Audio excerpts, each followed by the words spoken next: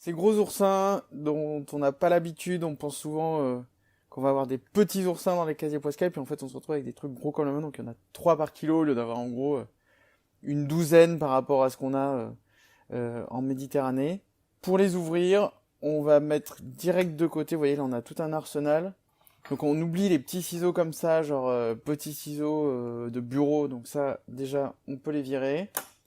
Là, vous voyez, on a des ciseaux de bureau un peu plus balèzes, mais en fait, on les a pétés en forçant, parce qu'à force, on y va loin et fort, et ben en fait, on finit par les casser. Donc, pareil, ça sert à rien d'utiliser direct vos ciseaux, parce que vous avez de bonnes chances de les péter.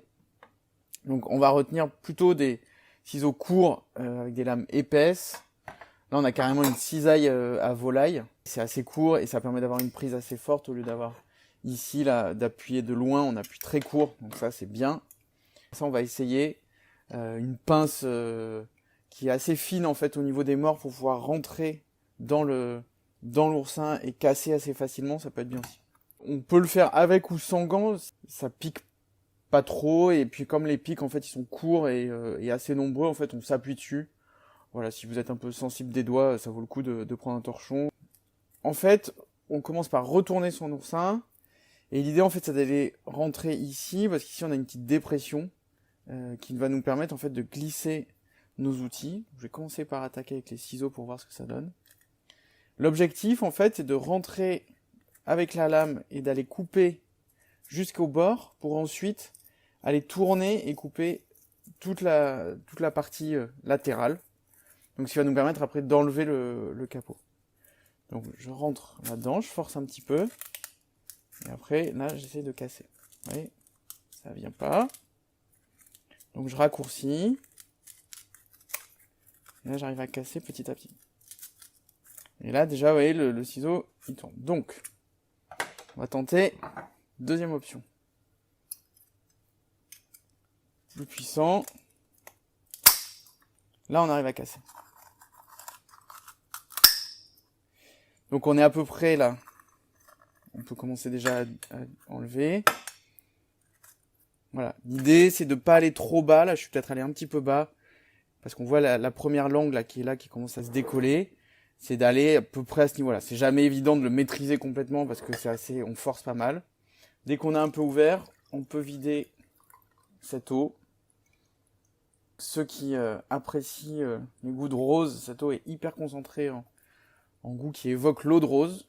Si vous voulez en faire des gâteaux, si vous voulez en faire des sauces, c'est très très floral. Donc j'enlève cette partie blanche et là en fait je vais aller faire toute la longueur. J'en profite pour remonter un peu parce que vous voyez si je commence à attaquer trop bas, je vais aller couper la langue. Donc là ça marche vraiment bien par rapport aux autres outils qu'on a pu utiliser. On ne force pas.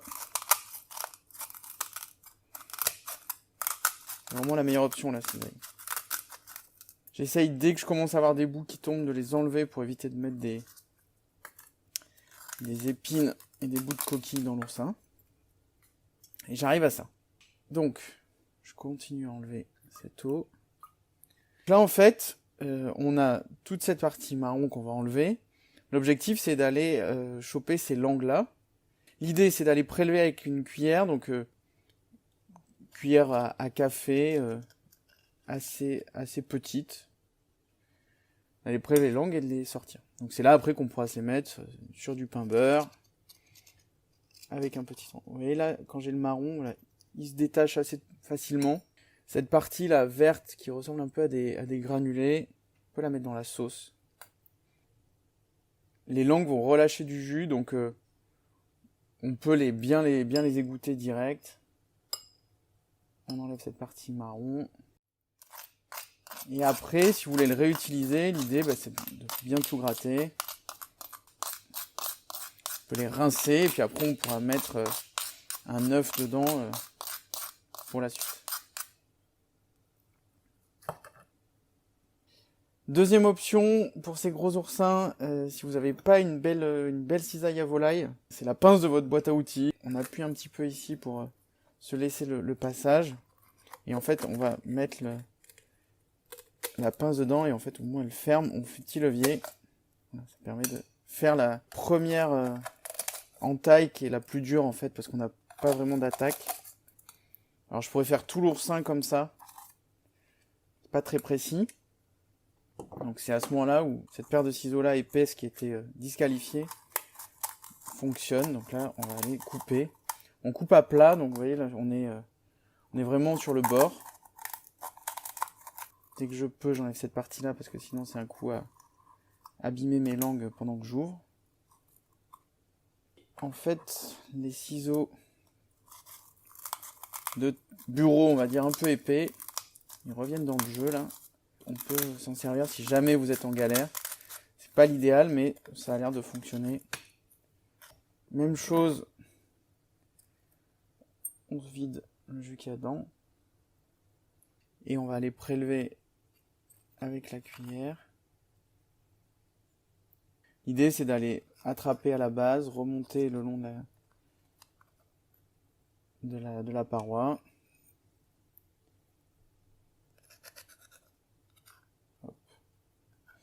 Ouais, cette partie marron, elle me gêne. Donc, je la coupe avant.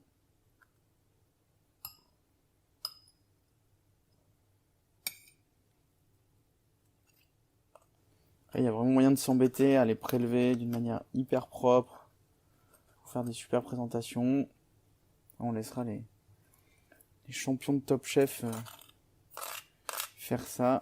On voit que là on a un peu la courbure de l'oursin qui commence à revenir. Donc ça me gêne, j'aurais dû descendre, aller un demi-centimètre plus bas, ça aurait été plus malin, et j'aurais eu un meilleur accès.